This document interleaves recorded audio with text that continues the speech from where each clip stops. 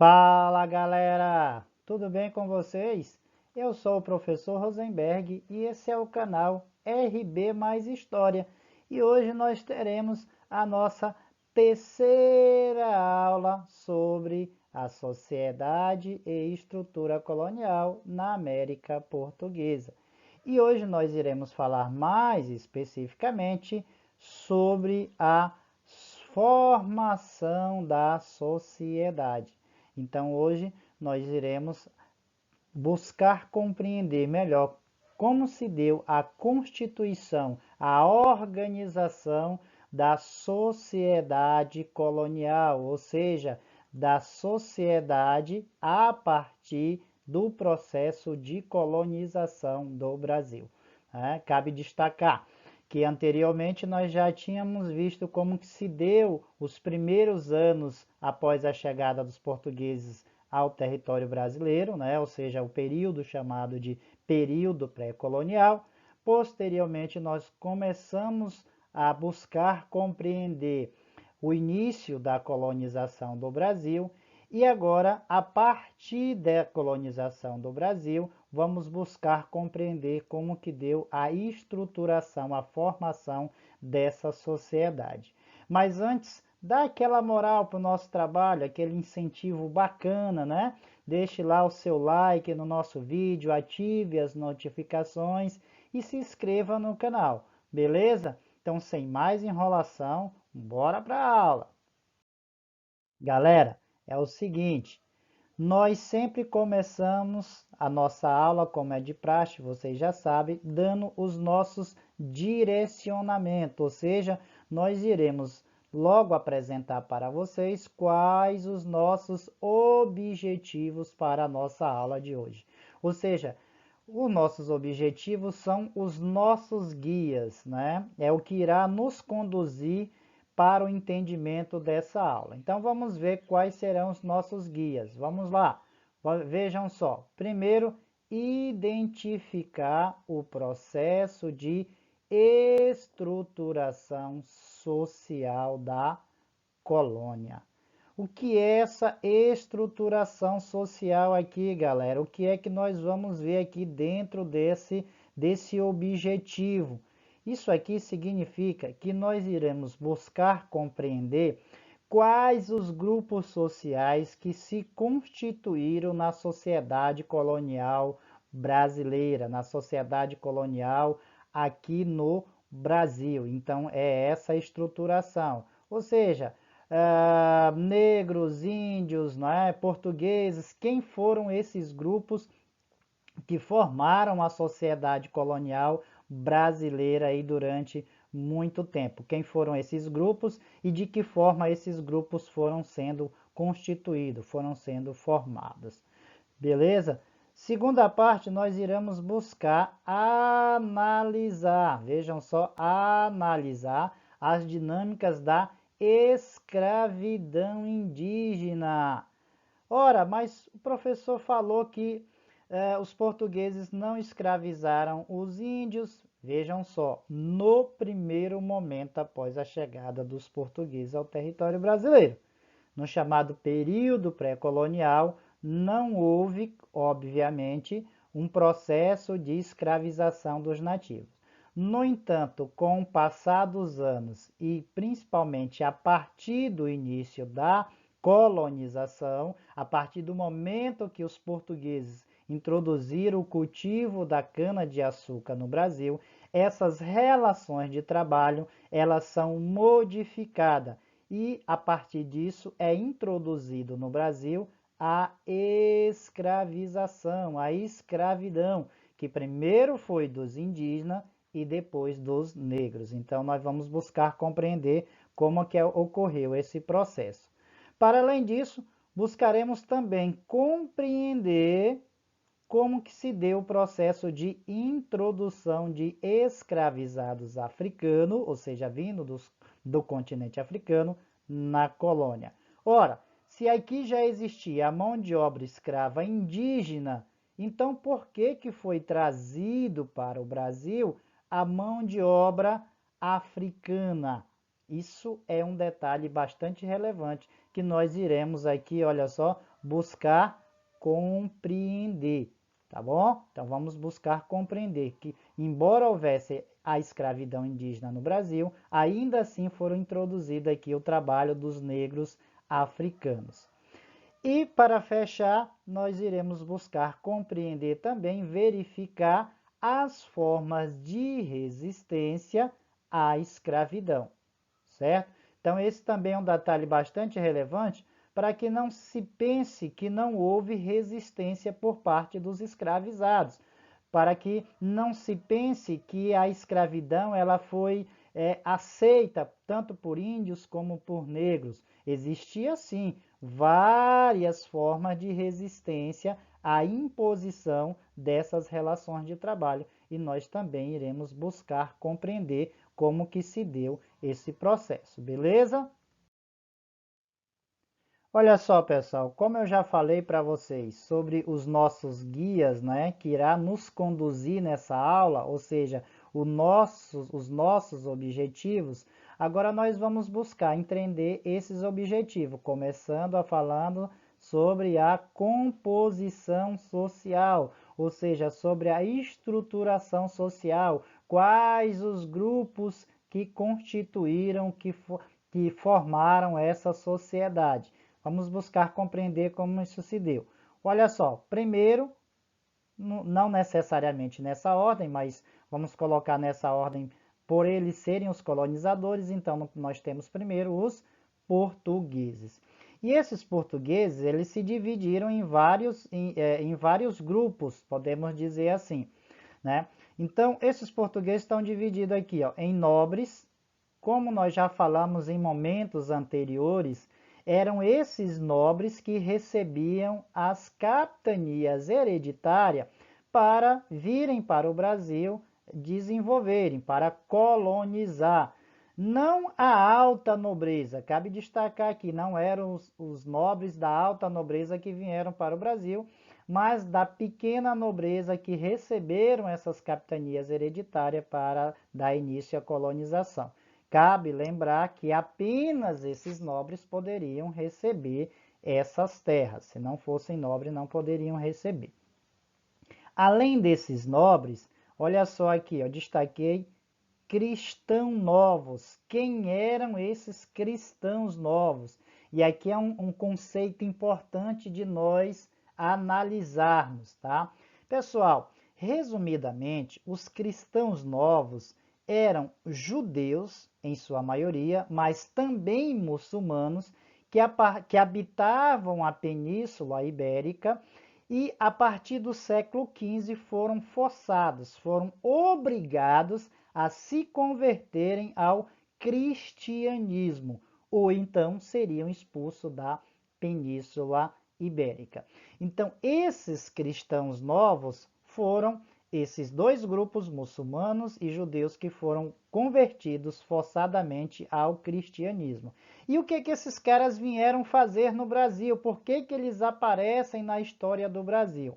Vejam só, esses cristãos novos, eles receberam, tá? Logo que os portugueses chegaram no Brasil, esses cristãos novos receberam o monopólio para exploração do pau-brasil nas terras brasílicas. Fizeram algumas expedições aí, talvez não mais do que 4 expedições, mas o importante é que eles estão presentes nessa composição social, ou seja, eles fizeram parte da formação social do território brasileiro, certo? Então, além de nobres e esses cristãos novos, ou seja, judeus e muçulmanos convertidos forçadamente ao cristianismo, além desses dois, nós temos aqui, ó, os degredados. E quem eram esses degredados? Pessoal, degredados eram criminosos, né, que haviam ali cometido algum crime e, como pena, sofreram o degredo. O que isso significa? Que esses criminosos, por um determinado período de tempo, iriam prestar serviços, trabalhos forçados, obrigatório, nas colônias portuguesas. Então, esses criminosos que estavam lá em Portugal eram enviados para as diversas colônias portuguesas para pagar pelos seus crimes, né? Então, esses são os degredados, estão aí também na origem da formação social brasileira, tá bom? E aí nós temos também os eclesiásticos. Esses eclesiásticos estão presentes na história do Brasil desde o início da colonização. Já na expedição do Martim Afonso de Souza vieram vários membros vários religiosos, né? Os eclesiásticos são os religiosos da Igreja Católica. Como nós já destacamos em outros momentos, várias ordens religiosas vieram para o Brasil para ajudar no processo de conversão dos nativos, né? Na catequização dos povos nativos. E também a presença, embora que escassa, a presença de mulheres. A coroa portuguesa, por vários momentos, teve que desenvolver estratégias para trazer mulher para a colônia, para a sua maior colônia, uma vez que a presença dessas mulheres era bastante escassa na colônia. Então, por vezes, até freiras eram trazidas, né, para poder servirem de esposas para os colonos, para serem as suas mulheres e para constituírem dessa forma famílias, uma vez que nos primeiros anos era proibido o casamento entre os portugueses com os índios, assim como os próprios escravos negros após a sua chegada. Então, Portugal precisava trazer essas mulheres para a colônia. Então, além dos portugueses, essa sociedade ela foi estruturada também a partir da presença dos povos nativos. E aqui eu vou destaquei nativos porque quem são esses nativos? São aqueles que erroneamente foram chamados de índios. Os nativos que habitavam o Brasil não conheciam essa palavra índio. Essa palavra índio foi inventada por um erro de Colombo, Cristóvão Colombo, quando chegou na América Central em 1492, acreditava ter chegado nas Índias e por isso chamou esses nativos de índios, o que faz parecer que são nações homogêneas, que são parecidos uns com os outros, o que não é verdade, né? Então cabe destacar que esses povos nativos eles eram formados de várias nações, né, de diferentes nações. E os portugueses dividiram essas nações de acordo com a língua, principalmente em 4 grandes troncos linguísticos, que eram os tupi-guaranis, os macro-G, os aruaque e os caribe. Então, dentro desses 4 troncos linguísticos, nós encontramos uma imensidão de nações. Eu vou dar alguns exemplos para vocês. Por exemplo, entre os tupis guaranis, nós podemos destacar os tupinambás, que inclusive muitos eram canibais, os tupiniquins, os tamoios, os caetés, entre vários outros. Então, de acordo com o tronco linguístico, faziam parte dos Tupi-Guarani. Esses povos aqui habitavam, em sua maioria, o litoral brasileiro e foram os primeiros a terem contato com os portugueses assim que eles chegaram ao Brasil, né? Então, como exemplo aqui desse grupo linguístico, os macro-G, como exemplo, nós temos os Timbira, os Aimorés, os Goitatás e os Carijós e muitos outros. Entre os Aruac, nós destacamos os Aruã, o Pareci, o Curimbó, os Guanás, entre também vários outros. Exemplo dos Caribes, entre os Caribes nós temos os Atromari, os Vaimiri. Então, gente, eu tô dando, não vou ficar aqui a noite toda falando para vocês sobre essas nações, Mas só estou dando esses exemplos para vocês compreenderem que dentro de cada grupo linguístico desse existe uma imensidão de povos nativos que ajudaram, né, que estão presentes na composição social do Brasil no início da colônia. Então, nós temos os portugueses, os nativos e também os escravizados, que, como eu já falei, são os indígenas, que nós temos aqui, né, os nativos, e que foram trazidos para o Brasil forçadamente os negros africanos. Então, aqui agora nós temos então mais um grupo aqui para constituir essa sociedade, que são os negros africanos. E aí muitas pessoas às vezes dizem assim: por que chamar negros africanos? Quando falamos africanos, não já está implícito nessa fala? Por que eu destaquei aqui negros africanos? Vamos lá buscar compreender esse conceito. Galera, a partir da introdução do escravo negro no Brasil, ser negro tornou-se sinônimo de escravidão. Ser negro tornou-se sinônimo de escravo. E aí cabe destacar que já tínhamos o escravo indígena. Daqui a pouco nós vamos entender porque mesmo tendo o indígena foi introduzido o negro. Mas e aí, como forma de diferenciar o escravo negro do escravo indígena, o indígena foi chamado de negro da terra. Então, por isso que aqui nós chamamos negros africanos para diferenciar do escravo indígena, que era chamado de negro da terra. Então, olha os conceitos: negro da terra era o escravo indígena e negros africanos são os escravos que foram trazidos do continente africano. Então, só para esclarecer melhor essa questão. Beleza? E esses escravos africanos também, quando falamos negros africanos, um outro detalhe importante a destacar é que, assim como os nativos no Brasil pertenciam a uma imensidão de nações, os negros africanos também tinham essa característica, tá? Tinha essa característica. E as principais nações que foram trazidos para o Brasil estão entre os bantus e os sudaneses, tá? Esses bantus, eles eram mais comuns da região de Angola e Moçambique, lá no continente africano. Já os sudaneses, que eram escravos negros, assim, digamos, mais apreciado pelos colonos, até mesmo pela sua estrutura física, esses sudaneses, a maioria vinham da Nigéria, de Daomé e da Costa do Ouro, tá?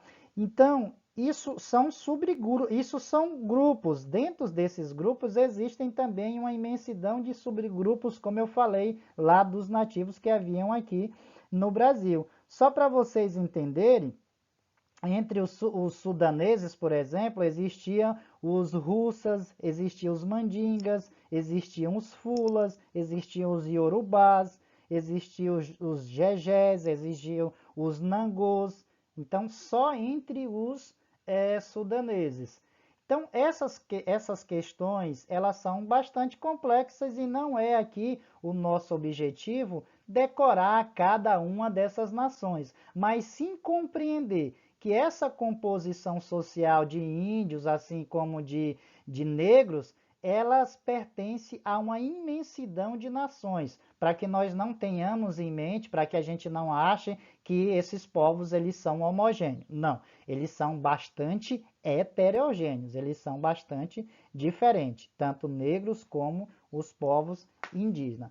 Certo? Então aí, além de portugueses nativos, nós temos os escravizados, né, que divide-se entre indígenas e negros africanos. E essa sociedade também, ela vai ser constituída com o passar do tempo por mestiços.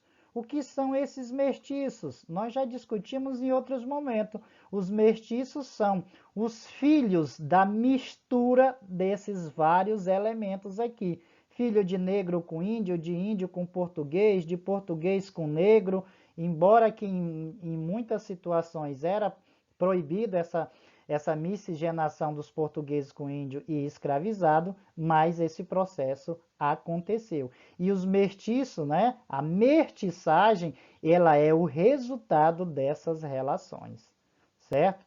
E por último, aqui nesses primeiros momentos da colonização, nós temos os filhos de portugueses que nasceram no Brasil, filhos de portugueses nascidos no Brasil. Aí é complexo. Filhos de portugueses nascidos no Brasil pode ser chamado de português ou pode ser chamado de brasileiro? Não se chega a um consenso nesse sentido. No entanto, uma coisa que nós temos que ter em mente é que não são chamados de brasileiro. Ninguém nesse momento é chamado de brasileiro porque o Brasil não existe enquanto nação. O Brasil é uma colônia de Portugal. Então, até o Brasil ser um país independente, como que as pessoas eram chamadas? Ora, se o cara nascia, por exemplo, na Bahia, ele não dizia que era brasileiro, ele dizia que era baiano. Por quê? Porque não existia esse sentimento de unidade, de identidade nacional, porque o Brasil, enquanto uma nação, ainda não existia. Então, nós temos esses principais grupos aqui, né, para os primeiros anos de colonização. No entanto, com o avançar da colonização, outros grupos irão surgindo. Beleza? Então, vamos dar continuidade para que nós possamos entender os mais elementos destacados nos nossos objetivos. Vejam só, vamos falar um pouco mais agora sobre a escravidão indígena. Nós falamos nas nossas primeiras aulas que o índio não foi escravizado. Então, o que aconteceu para que para que os portugueses começassem a escravizar esse indígena? E aí aqui a gente já coloca até uma pergunta: por que houve a implantação por que não houve, melhor dizendo, a implantação da mão de obra livre? Não dava para os portugueses ter colonizado o Brasil só a partir da introdução do trabalho livre? Isso é uma pergunta que nós nunca vamos conseguir responder com 100% de clareza, mas nós temos algumas possibilidades. Primeiro, a escravidão ele era um mecanismo que gerou lucro, principalmente a partir da escravidão do negro africano, em virtude de ser também um comércio. Outra questão importante de ser destacado é que no início da colonização existia dificuldade com relação à mão de obra, porque a grande maioria da população de Portugal não queria vir para o Brasil. O Brasil era um lugar muito longe, muito distante, muito difícil o acesso, muito difícil para se conseguir chegar aqui no Brasil. No entanto, a pergunta aqui, por que não houve a implantação da mão de obra livre? É importante destacar que o Brasil, houve sim uma mão de obra livre desde o início da chegada dos portugueses. No entanto, essa mão de obra livre, significava a grande minoria dessas relações de trabalho. Até mesmo nos engenhos de açúcar, na produção do açúcar, haviam trabalhadores livres, não era só índios e negros escravizados. Havia, por exemplo, o feitor, existia o capitão do mato, existiam alguns trabalhadores da administração pública, como, por exemplo, também o capitão-mor, entre vários outros técnicos do açúcar. No entanto, como nós estamos destacando, essa mão de obra livre, ela era em sua infinita minoria se comparado com as relações de trabalho no Brasil. Então, houve sim uma mão de obra livre, no entanto, ela era bastante insignificante comparado à dimensão que a escravidão significou para o Brasil. Então, principalmente a partir, olha só, com o avanço da colonização, os indígenas perderam a autoridade sobre as suas terras, principalmente a partir de 1530, 1532, quando os portugueses introduzem no Brasil o cultivo da cana-de-açúcar. Esses índios que eram considerados aí, usando um termo bastante forte, eram considerados animais sem almas, esses índios eles foram aculturados sob a justificativa que não conheciam, olha só que interessante, a justificativa que eles não conheciam as letras FRL. O que é que significa? Os portugueses usaram isso como justificativa para escravizar os índios. Olha só, diziam que os índios não tinham fé, que os nativos não tinham fé. Mas aí já fica a primeira indagação. Os nativos não tinham fé, não tinham crença? Isso é verdade? Obviamente que não. O que acontece é que os nativos tinham outras formas de adorar os seus deuses. Eles tinham sim religiosidade, tinham sim forma de cultuar deuses, acreditavam sim em deuses, como por exemplo o deus Tupã, um deus aí do trovão, por exemplo, né, relacionado à natureza. No entanto, como esses nativos naturalmente não tinham uma fé cristã, então os portugueses diziam que os nativos não tinham fé, e isso era uma justificativa para escravizá-los. Os nativos não conheciam a letra R, ou seja, porque eles não tinham rei. Os nativos não conheciam a letra L, porque eles não tinham leis. Mas, galera, tudo isso aqui, os nativos tinham sim, mas de acordo com as suas peculiaridades. Como eu já destaquei, eles tinham a sua fé. Eles não tinham o rei, no termo, usando o termo em sua essência como os portugueses usavam lá na Europa. Mas as nações indígenas tinham os seus líderes, tinham os seus caciques, né, que eram os seus chefes, tinham seus líderes religiosos, tinham os curandeiros, tinham os pajés. Claro que os nativos que habitavam o Brasil não tinham domínio da escrita, não dominavam a escrita. No entanto, eles tinham leis que eram leis orais, passavam, de acordo com a oralidade, passavam essas leis de geração para geração. Mas, usando essa justificativa, os portugueses começaram a escravizar os nativos, que foram os primeiros trabalhadores dos engenhos. Quando os portugueses começaram a introduzir a cana-de-açúcar, os primeiros a trabalharem nas lavouras da cana e na produção de açúcar foram os escravos indígenas.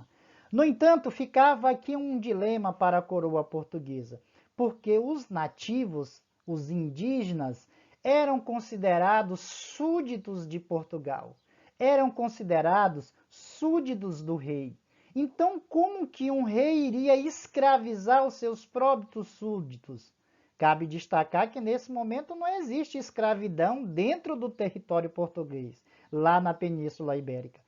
Então, seria uma contradição muito grande escravizar os seus próprios súditos. E nesse cenário, a própria Igreja Católica se mostrou contra a escravização dos indígenas, porque a Igreja queria catequizar esses indígenas e convertê-los à fé cristã. Quando nós falamos aqui, galera, em aculturar, aculturar significa ensinar a cultura do europeu, né? Ensinar a cultura do português. O português, quando chega no Brasil, tem uma visão etnocêntrica, eurocêntrica, e tudo que os indígenas praticam é visto com péssimos olhos pelos portugueses. Então, os portugueses querem ensinar os índios uma língua diferente, uma religião diferente, modos, costumes diferentes, forma de se vestir, de se comportar, tudo de acordo com seus padrões, né? Por isso que nós dizemos que os nativos foram sendo aculturados. Mas, como eu falava para vocês, era contraditório escravizar os seus próprios súditos. A igreja começa uma pressão para proibir a escravização. Então, é nesse cenário que foi instituída a Carta Régia. Pessoal, o que foi essa Carta Régia?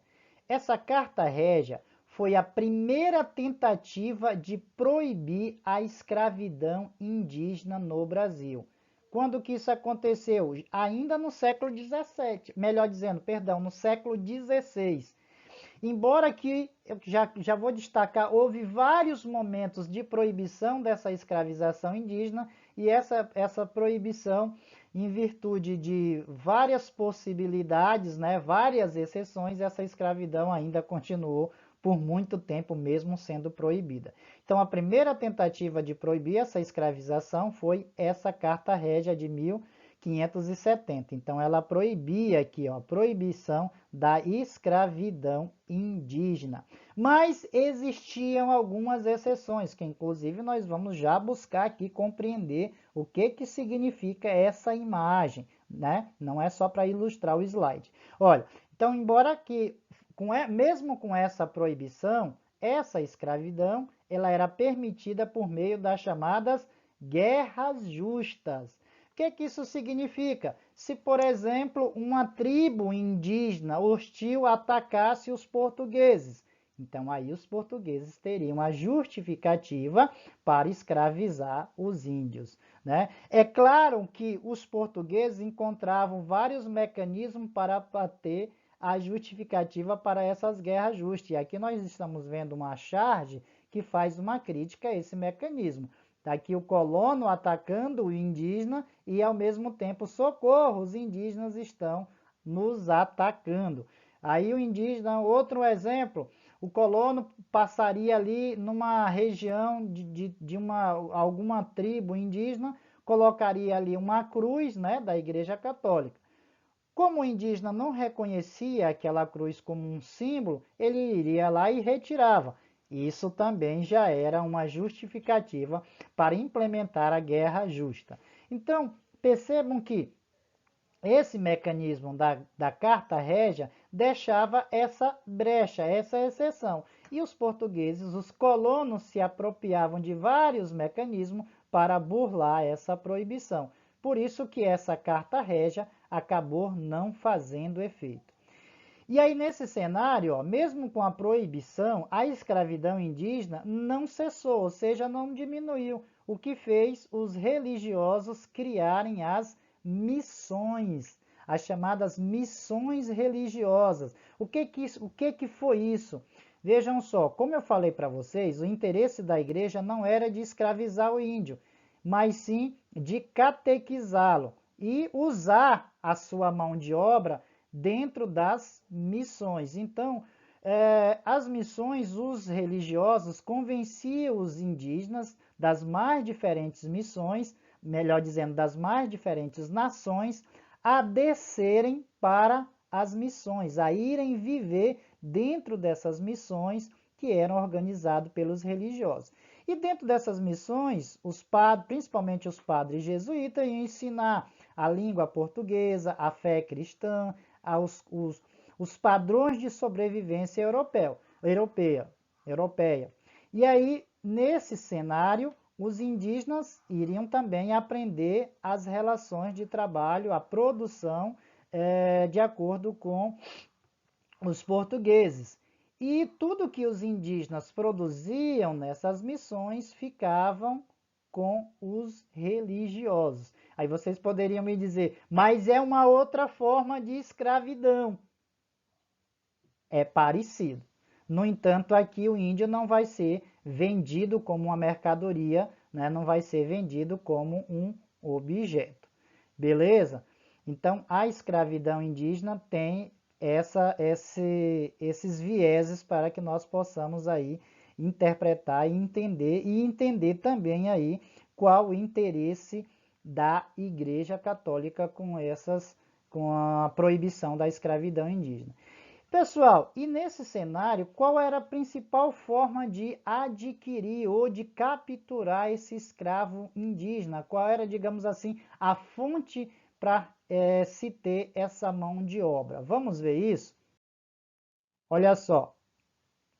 Fontes da escravidão indígena, como era que esses escravos indígenas eram adquiridos, né? Eles eram adquiridos principalmente por 2 ou 3 mecanismos, ó, as entradas, que eram essas entradas? Eram expedições financiadas pela coroa portuguesa e tiveram como ponto de partida o litoral. Ou seja, saíam da beira do mar, né, com o objetivo de capturar os indígenas, assim como também de encontrar metais preciosos ou pedras preciosas, tá? Então, essas entradas eram financiadas pela coroa portuguesa. Nós temos outras empreitadas também bastante parecidas com as entradas. Aqui nós temos uma imagem, né? Mas aí são expedições patrocinadas pela coroa portuguesa. E nós temos as bandeiras, que eram expedições no mesmo sentido. No entanto, essas expedições elas eram particulares e elas eram saídas não do litoral, mas sim saídas de São Paulo. Tá aqui, ó, imagem dos bandeirantes e aí a bandeira sempre presente, por isso que é chamado de bandeira. O objetivo dessas expedições, como eu falei, procura por metais preciosos, pedras preciosas e principalmente a captura de índios. E esses índios eram revendidos para os colonos, certo? E outra forma de adquirir escravos eram por meio das guerras intertribais. Existiam muitas disputas entre as nações indígenas que habitavam o Brasil, guerras inclusive, e tinham nações que escravizavam umas às outras. Não a escravidão no sentido que os portugueses implementaram, mas numa escravidão que ganhava significados mais místicos, mais religiosos. Por exemplo, algumas tribos eram canibais, se alimentavam dos inimigos que eram capturados em guerra, porque acreditavam que iriam assim adquirir a sua força. Então, os portugueses se apropriaram dessa situação, se aproveitaram dessa situação e faziam um acordo com as tribos, né? E para ajudar essas tribos nessas guerras, e os escravos que fossem capturados eram vendidos para os portugueses. Então, era aí também uma outra forma, né, de se adquirir esses escravos. Tranquilo? Beleza? Galera, vamos falar um pouco agora sobre a escravidão africana no Brasil e vou começar já com uma pergunta. Por que foi introduzido o escravo negro no Brasil, uma vez que já existia aqui a escravidão indígena? E aí fica, a partir dessa pergunta, nós já vamos começar a desconstruir uma série de coisas, né? Muitas inverdades que são faladas sobre isso. Por exemplo, muitos dizem que os índios eram preguiçosos, que os índios não se adaptaram ao trabalho imposto pelos portugueses, à escravidão, que os índios eram fracos, né? que os negros que eram mais fortes, que os negros que eram mais inteligentes. Mas essas questões são inverdades. E nós vamos compreender que, na verdade, o que existia era um cenário, um contexto que possibilitou a introdução desse escravo negro. Várias situações que possibilitou a introdução desse escravo negro no Brasil. Vamos buscar compreender aqui. Logo de início, já destacamos a seguinte situação. Com o avançar da colonização, milhares de povos indígenas foram desaparecendo. O que significa isso? Desapareceram do nada? Será que foram para Marte, para Vênus? Não, morreram. O processo de colonização foi exterminando esses indígenas, né? Foram morrendo esses povos e muitos morriam resistindo à escravidão, muitos morreram, principalmente muitos indígenas morreram pelas doenças, em virtude das doenças infectocontagiosas que foram trazidas pelos portugueses, né? Os indígenas não estavam acostumados a essas doenças. Uma simples gripe poderia exterminar nações inteiras, tribos inteiras. Então, a mão de obra indígena ela foi se tornando cada vez mais deficitária. Isso é um ponto importante a destacar. A mão de obra indígena foi sendo reduzida, foi diminuindo. Então, esse é um ponto. Outro ponto, o interesse da igreja. A Igreja Católica queria a conversão, queria usar o indígena de outra forma, queria usar o indígena dentro das missões, né? Então, mais um outro ponto para entender por que foi introduzido o escravo negro.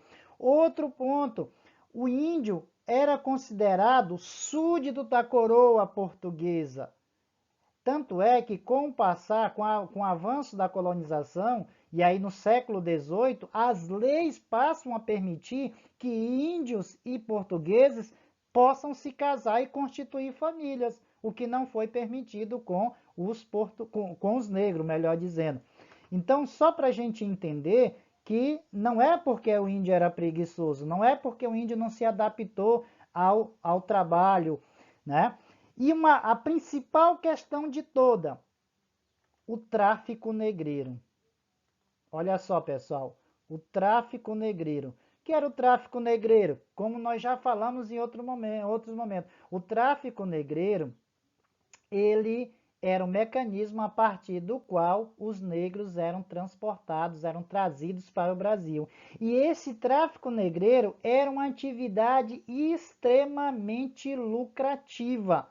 Gerava muito dinheiro, tanto para a coroa portuguesa, que cada escravo africano que entrava no Brasil, o seu dono deveria pagar imposto, quanto para os traficantes de escravo, que faziam transporte do escravo do continente africano para o Brasil, quanto para o próprio comerciante que recebia esse escravo no Brasil e revendia para o colono. Então, o tráfico negreiro foi uma atividade que gerava muitas vezes mais lucro do que os próprios engenhos. Então, são por essas questões que a escravidão africana foi introduzida no Brasil, certo? Beleza? Tranquilo?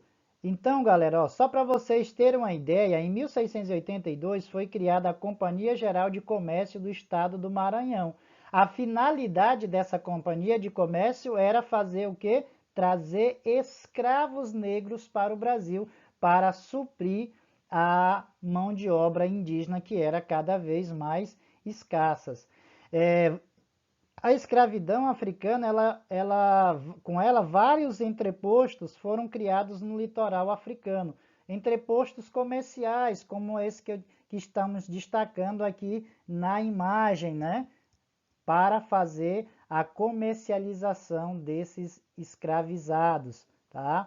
E uma das formas também de conseguir esses escravos, assim como no Brasil, galera, e aqui na África essa questão é mais forte, era por meio das guerras intertribais. As mesmas guerras assim como existiam as guerras entre as nações indígenas no Brasil, no continente africano também existiam essas disputas e os portugueses se apropriaram da mesma forma desses mecanismos.